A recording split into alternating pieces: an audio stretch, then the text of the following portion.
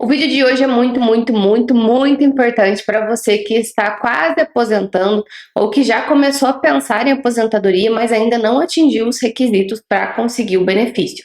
Vocês sabem que precisa preocupar com dois fatores. Primeiro, cumprir os requisitos, que é o tempo, a idade, os pontos, o pedágio, a carência e tudo mais. Cumprindo o tempo, você também precisa se preocupar com o valor do benefício, porque muitas vezes esperar um pouquinho mais te garante um benefício melhor pelas regras da reforma da Previdência. Só que para que a gente possa tomar esse tipo de decisão, a primeira questão é comprovar os requisitos e verificar quanto tempo que você tem, quanto de carência que você tem. E nesse vídeo eu vou te mostrar 13 formas de conseguir comprovar tempo perante o INSS. Acompanhe até o final que com certeza isso vai te ajudar muito. Mas antes do conteúdo, peço que você se inscreva no canal, curta esse vídeo, compartilhe com seus amigos e também ative o sininho, porque muitas vezes eu venho aqui ao vivo responder perguntas, responder dúvidas, trazer algumas dicas para o pessoal que segue aqui o canal. E se você não tiver com o sininho ativado, você não vai ser notificado, e geralmente são às sextas-feiras, 12h15. Já fica aí a dica para vocês. Relembro vocês dos nossos cursos, links, formas de acesso, forma de falar comigo. Na descrição do vídeo tem um link para você acessar tudo isso. E para quem ainda não me conhece, meu nome é Gabriela Lopes, eu sou advogada, sou especialista em direito previdenciário e estou aqui hoje para te ajudar a resolver os seus problemas com o INSS.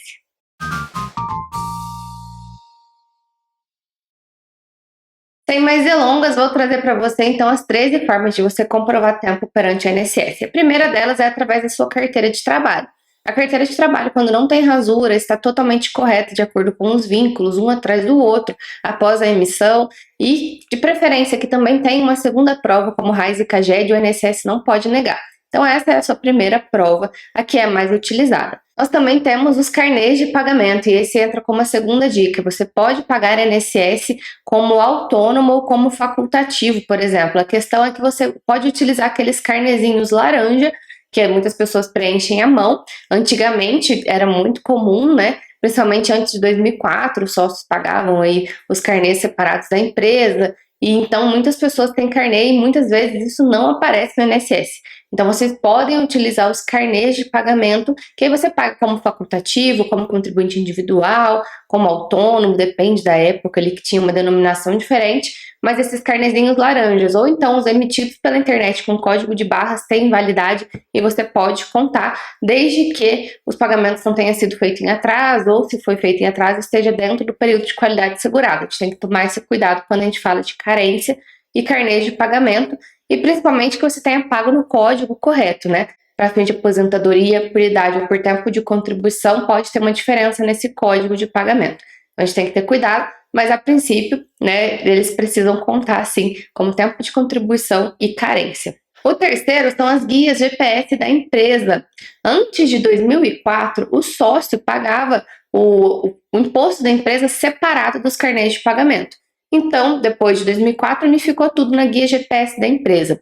Dessa forma, se você pagou o INSS pela empresa antes de 2004, mas não pagou o seu carnê do seu CPF, pode ser que esse período todo não foi contado para o INSS porque realmente você não pagou. Existe uma outra opção que eu vou falar daqui a pouquinho como resolver essa situação, porém, é necessário, antes de 2004, então, ter o pagamento da empresa, que tem a cota patronal, a parte dos empregados, mas também um carnezinho separado feito no seu CPF, se você for o sócio da empresa e tinha retirada de prolabore, ok? Então, não é junto com a empresa, só depois de 2004 que mudou essa questão. Um quarto documento que você pode usar é uma certidão emitida pela escola técnica. Então, se você estudou em escola técnica, né, credenciada pelo governo, com criação de lei, tudo certinho, especificando que era uma escola técnica, precisa ter cuidado que precisa vir um documento constando frequência, quantos dias você realmente estudou, quantos dias letivos, se você recebeu alguma remuneração, se prestou serviços para terceiro, o que essa escola técnica te ensinava, e aí vai dar certo de contar esse período. Não basta o diploma e não basta o histórico escolar, precisa vir uma certidão emitida pela escola. Então esse tempo pode contar tanto para tempo de contribuição quanto carência, e muitas pessoas estudaram a escola técnica durante 3, 4 anos, e isso adianta e muito a aposentadoria. Um quinto documento é se você foi ou é servidor público. Muitas vezes o servidor público ele está vinculado a um regime próprio de previdência e precisa trazer uma CTC para o INSS, que é para averbar esse tempo dentro do INSS. Então, se você já está como servidor inativo, você pode pedir essa CTC para fins de averbação no INSS. E se você é um servidor ativo com regime próprio de previdência, precisa ver se vai aposentar pelo regime próprio ou se traz isso para dentro do INSS. Então, precisa ter esse cuidado. Lembrando que se você for trazer esse tempo para o INSS e trabalha hoje, está ativo como servidor público, você precisaria pedir a exoneração do cargo. Então, tem que ter muito cuidado quanto a isso. Em relação ainda ao servidor público, pode acontecer de você ser o servidor concursado, mas as suas contribuições já vão para o INSS porque não tem regime próprio. Nesse caso, basta uma declaração de tempo de contribuição para fins de comprovação desse tempo. Um sexto documento são as microfichas. É possível pedir no INSS períodos muito antigos que você pagou no INSS, que talvez não estejam no CNIS. E esses períodos lá de 1970 e tudo mais, pode ser que estejam em microfichas. As microfichas são apenas para os empresários, tá bom? Então sempre façam esse pedido para verificar se não tem algum período lá atrás que ficou esquecido. Um sétimo documento é o Exército. Se você serviu o Exército, serviço militar obrigatório, ou até continuou um pouquinho depois, você pode utilizar esse tempo para fins de contagem de tempo de contribuição. O INSS não gosta de contar o tempo de exército para fins de carência, temos decisões na justiça quanto a isso, mas a princípio a gente pode utilizar ele como tempo de contribuição e nas aposentadorias por idade não daria certo. Mas isso tudo é discutível ainda de outras formas, tá? Mas o tempo de exército pode contar para você. Um oitavo documento é o tempo de trabalho rural. O tempo rural para fins de aposentadoria por idade, basta comprovar que trabalhou na roça, independente do tempo. Agora, se você quer utilizar esse tempo rural para contar para aposentadoria por tempo de contribuição, ele está limitado até outubro de 1991, sem que você pague nada de INSS. Dessa forma, você vai aposentar por idade, pode utilizar tempo rural de qualquer época. Se você for aposentar por tempo de contribuição, aí até outubro de 91 você comprova esse tempo, utiliza para fim de aposentadoria e não gasta R$1 para isso, basta comprovar a atividade rural de acordo com o que o INSS pede, autodeclaração, documentos, enfim. Depois de 1981, se você precisa contar esse tempo para fim de aposentadoria por tempo de contribuição, além de comprovar o tempo rural, você precisa indenizar o INSS, já que a gente vai falar sobre uma indenização também, que é uma outra forma de pagamento. Uma outra questão também é a atividade especial, e esse já é o nosso nono documento. A atividade especial ela pode ser comprovada por categoria profissional, que é apenas a profissão que você exercia até 1995, algumas profissões em 96, outras em 97, dependendo da situação, e independente da época, agentes nocivos, químicos, físicos, biológicos, cancerígenos, alguns perigosos, né, eletricidade, por exemplo, vigilante. Então temos essas questões que precisam ser discutidas em relação à atividade especial, e na maior parte das vezes você precisa do PPP, que é o perfil profissiográfico previdenciário, para você conseguir então comprovar essa atividade especial. Dessa forma, geralmente as mulheres ganham 20% no tempo e os homens 40% no tempo, e se a atividade for mais nociva à saúde, você pode ganhar um pouquinho mais de tempo. Mas a maior parte das atividades estão aí entre 20% e 40% para as mulheres e para os homens. Como 10º documento que você pode utilizar, na verdade é o seu auxílio-doença ou até a aposentadoria por invalidez, o período que você ficou afastado pelo INSS, intercalado entre dois vínculos ou entre duas contribuições, ou seja, você estava trabalhando, exercendo uma atividade remunerada, ficou um tempão recebendo auxílio-doença, depois voltou a trabalhar, voltou a outra empresa, voltou a contribuir porque você ficou 100% e ficou bom. Nesse intervalo, quando está entre contribuições, entre atividades remuneradas, pode contar sim para fins de tempo de contribuição. Tem uma discussão sobre a questão da carência, mas também é discutível, dependendo da situação, compensa levar isso até o final numa discussão. Como 11º documento, temos os mandatos eletivos, federal, estadual e municipal, desde que você não esteja usando esse tempo para outro regime, né? Então, se você teve algum mandato eletivo, foi eleito e tudo mais durante 4 anos, enfim, esse tempo pode contar para o INSS desde que você não tenha utilizado ele em outros locais, né? Aproveitou em outros regimes. Como documento número 12, eu digo o período sem registro. Se você trabalhou sem registro, o que você pode fazer?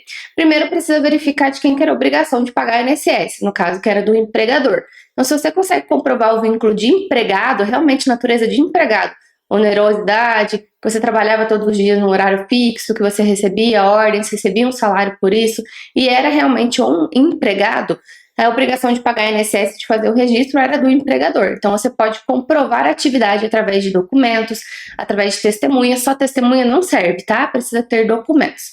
Comprovou isso através de documentos, você pode, então, reconhecer esse período, seja no INSS, seja como ação trabalhista, e esse período vai ser contado como tempo de contribuição, ainda que você, empregado, não pague nada de INSS.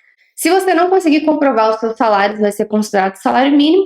Agora, se você conseguir comprovar até quais eram os seus salários, seja através de recibos que você tinha, pagamentos feitos em conta, coisas nesse sentido, o INSS vai considerar até mesmo o salário sem que você precise gastar nada, porque essa obrigação era da empresa de ter feito. E aí, o INSS, Receita Federal, precisa se virar com a empresa depois.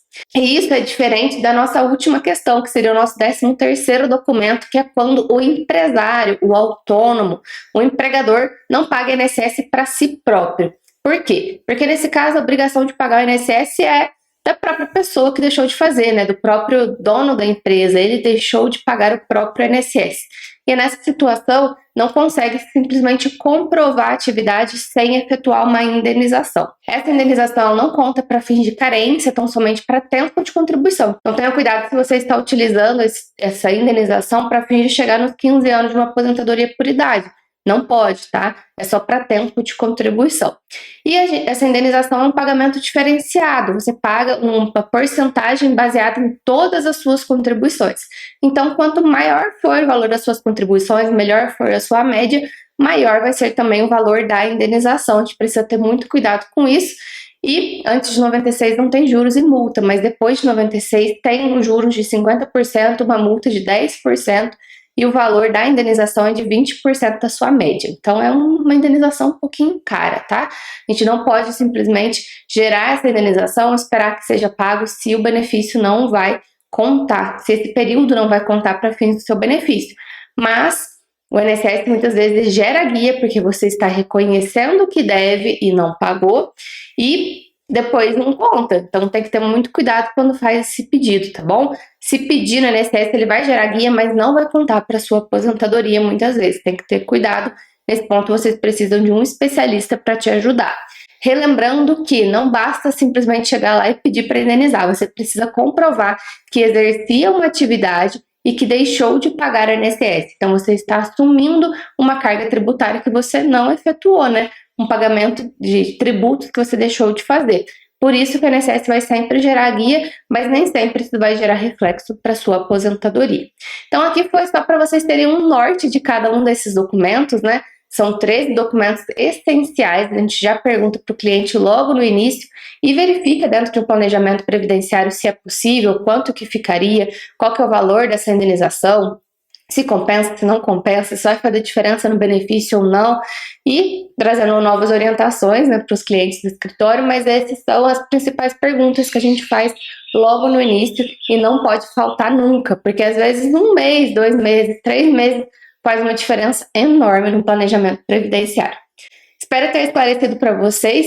Claro que foi bem rapidinho esse vídeo, vai muito além disso tudo, a gente precisa observar muitos detalhes, mas espero ter ajudado vocês. Quem sabe com esse vídeo você consegue aposentar mais cedo ou até mesmo com um valor melhor ou até mesmo fazer a revisão do benefício que você já recebe. Espero ter esclarecido essa dúvida para vocês e vejo vocês no próximo vídeo. Até mais!